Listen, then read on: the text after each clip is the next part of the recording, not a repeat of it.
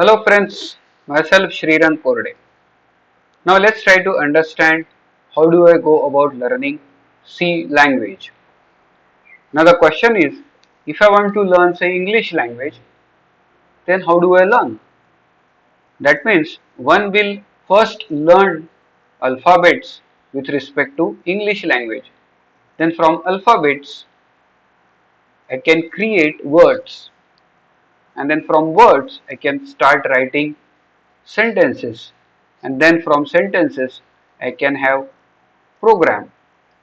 Like for example, the way in which I am right now speaking, so obviously it's paragraph or it's like a sentence. However, it is made up of words, and then words are essentially made up of alphabets. So that's what is depicted here. You can see alphabets and then from their words, and then you can have sentences, and from sentences you can create paragraph. So if this is true for English language, then with respect to C language, I should have something similar. So what it should be? So there will be alphabets. So I can have alphabets. Then I will have more than something alphabets say digits. That means I can have 0, 1, 2, 3 till 9. That is, these are the digits. And then coupled to it, there are special symbols. Now, is it completely different? No. Why? Because even when we talk about English language, then we make use of digits, that is numbers essentially, and then we make use of some of the special symbols like exclamatory sign, question mark, things like that. So here on the similar lines, when it comes to C language, you have basically alphabets, then you have digits, and then you have special symbols. So I'll just write it here.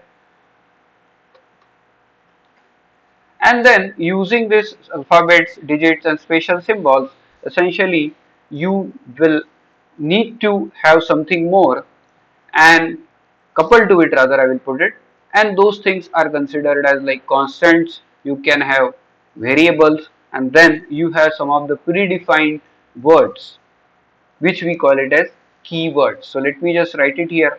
So that means you can have say constants, then you can have variables, and you can have say keywords. And if you just combine all this, that means you combine constants, you combine variables and you combine keywords, then what you basically get in the computer language, what we call it as instruction. That means you are now going to create instructions, or you are going to instruct. To whom you are going to instruct? CPU, or essentially are going to instruct computer. And if you essentially have multiple such instructions, then you will get a program. So if you look at it now, it's very similar the way in which you learn English language. So here you have alphabets, digits, special symbols. Using alphabet, digits and special symbol, you essentially form constants, variables, keywords. Then combination of this essentially will have instructions, and multiple instructions essentially gets me a program. It's a computer program. Now here the important point is alphabets we know, digits we know, special symbols to a certain extent we know, like there is exclamatory sign, there is asterisk, there is question mark, there is plus, minus, like that. So there are several such special symbols with respect to C language. Now one needs to understand what is a variable. Now that is where the important point comes. Why? Because people get confused when we talk about variables. Why? Because people understand alphabets. It's like A to Z, either in capital letters or in small case or large capital letters. I can have large cap essentially, so I can have alphabets. Similarly, digit 0 to 9. Special symbols I told you, like tilde, exclamatory sign, then question mark, division, multiplication, angle brackets, then curly brackets and things like that. So there are such special symbols. So special symbols is not an issue for someone to understand. Constant to a certain extent people can understand. But the issue comes is with respect to variable. So if I want to understand what is a variable, let's see it in action. Why? Because otherwise we can't understand what is a variable.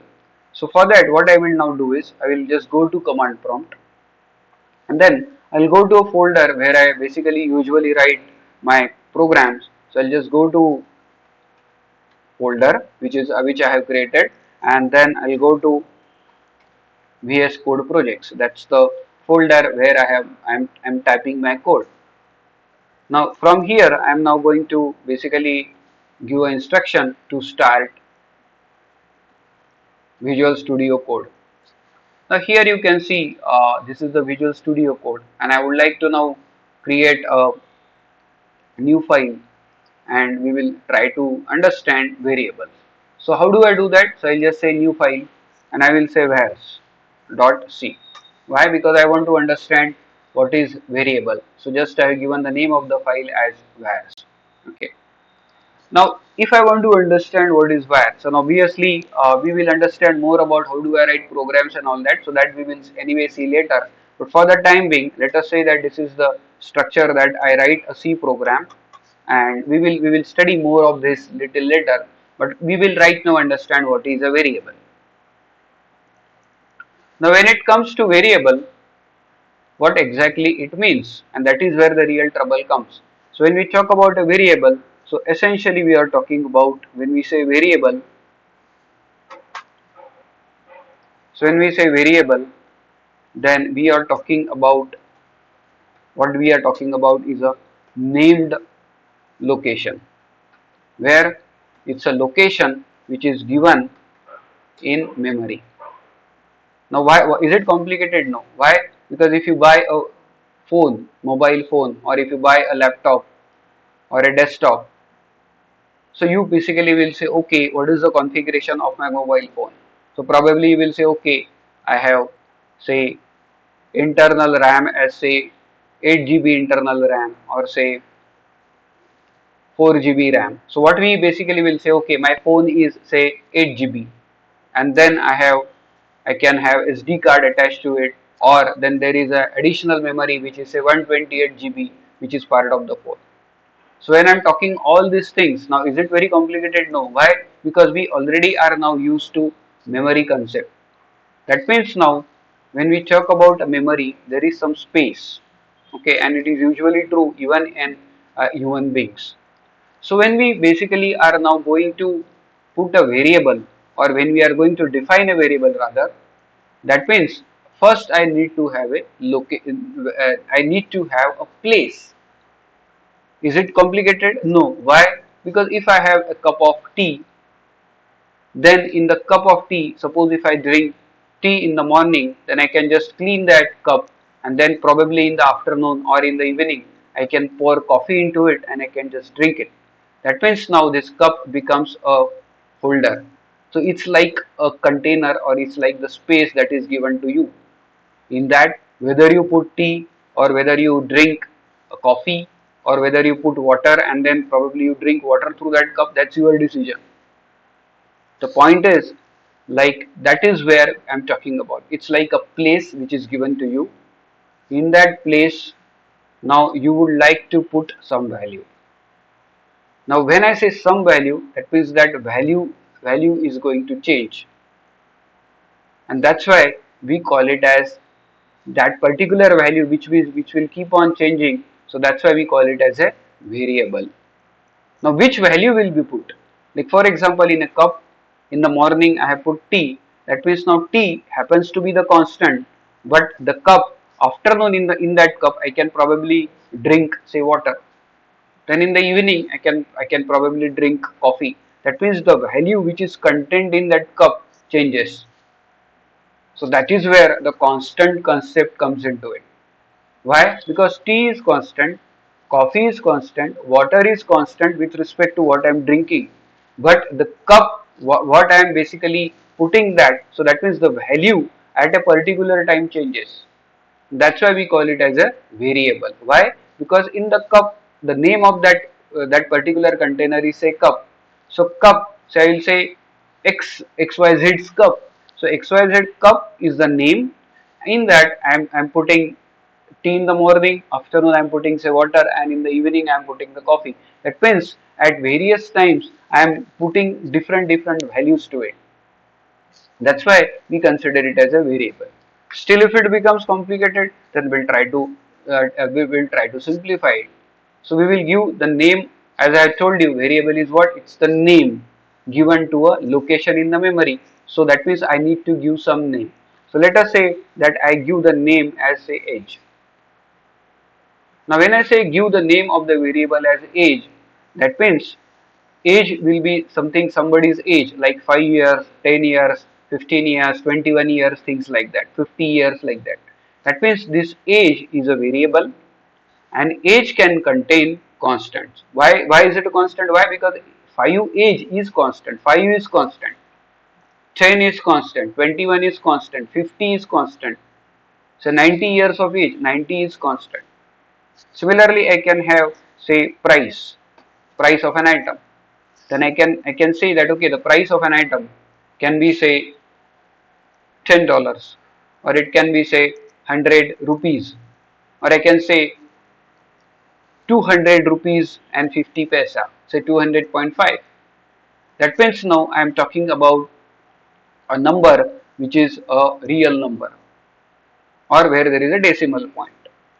The, the important here information is the name of the variable is what we use, and in that variable, that means when we use the name of the variable, a location is given. So how do I do that? So that's where the concept of type comes. So what is the another concept we need to understand is type, and what we call it as data type. So what we consider it as a data type.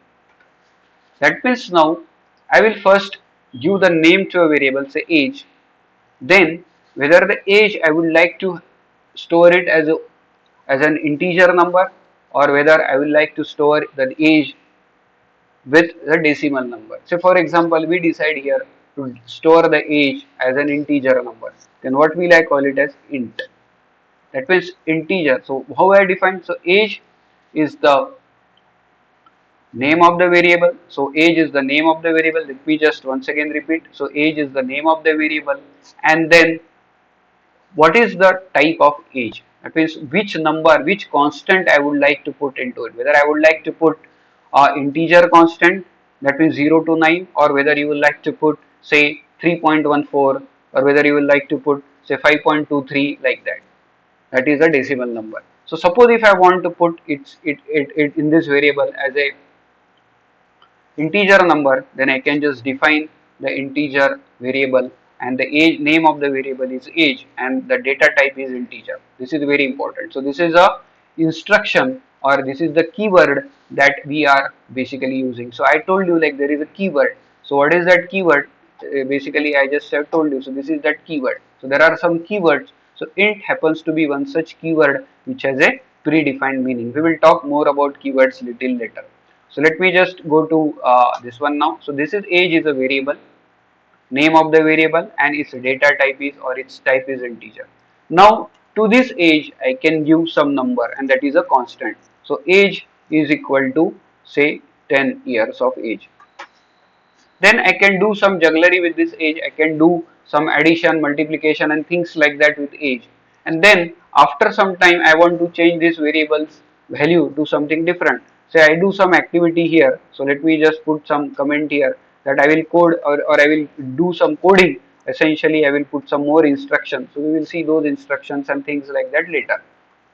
If I write some code, and then once again I want to use this age variable, and say that time I want this age to be say 51. That means now here earlier the age was 10, and now the age is 51. That means now this is a variable. Why is it a variable? Because at a particular time it is holding a constant. However, that constant value what it holds can change.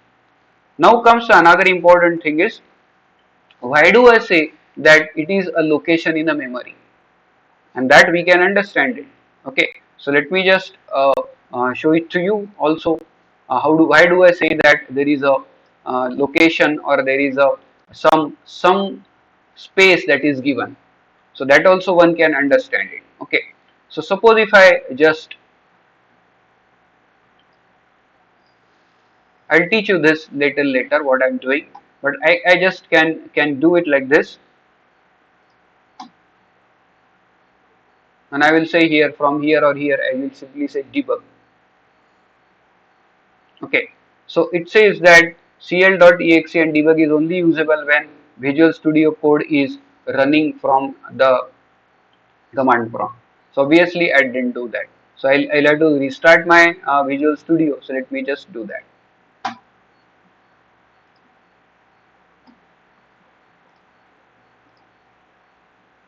So I will now go to this one dev, and here you will say developer command 2019, and then I'll go to dprompt, then I will go to temp projects, then I will go to VS code projects, and then from here I need to start the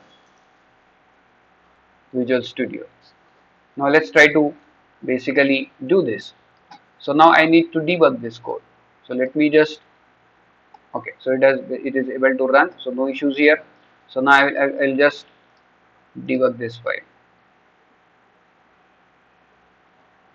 Now you will see this. So what does it mean? So I can just put in this watch. So let me just show you what exactly I am doing. So here now I will just say ampersand of age. Why? Because if I do ampersand of age, it gives me a location in the memory, and that's what I'm trying to teach you. So it's a name location. That means there is some address or a location that is given to you in the memory. And how do I know that? So to know that, I will use and of age or ampersand of age, and if I do ampersand of age, then I get this is some hexadecimal address that I see basically in, and I can always see it in the binary if you want. Okay, so right now I don't require it, so I have not installed it. So the point is that this is an address, and it says that currently its value is 0. Now if I continue here, so how do I continue? So I can simply say continue, and it will have now value 10. You can see this value of this age is 10.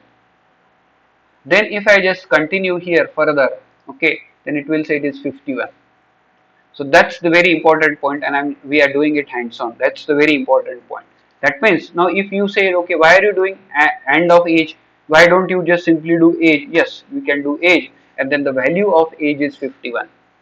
An address of age or the location which is given in the memory. Why? Because your memory is probably, it could be 6 GB on your laptop, or it could be 8 GB on your laptop, or wherever you are executing your Visual Studio Code. So that means from that memory some location is given to you, and that location address is this, or that particular location is at this particular hexadecimal address, and its value is 51. So the point what we have learned is here essentially we are going to store the values which are essentially constants, and where do you store that? And that is where the where you store essentially is the variable. Similarly, I can create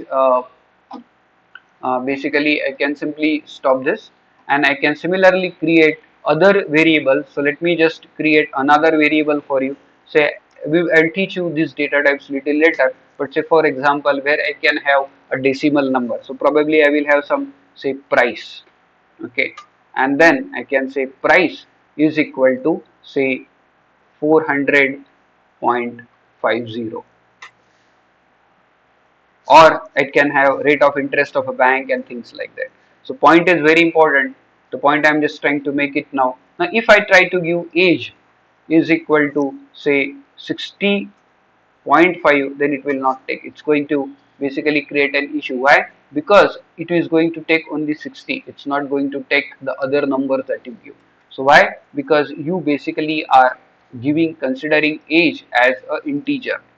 Here what you have done is price is a float. Float means it will have a decimal number, and the decimal numbers like 400.50 and things like that can be kept. So we will study more about these data types later, but for the time being the important point is we considered here the integer, and integer is happens to be the place where you are going to put the numbers, and you can, those are essentially the constants, and the variable is where you basically can change its value.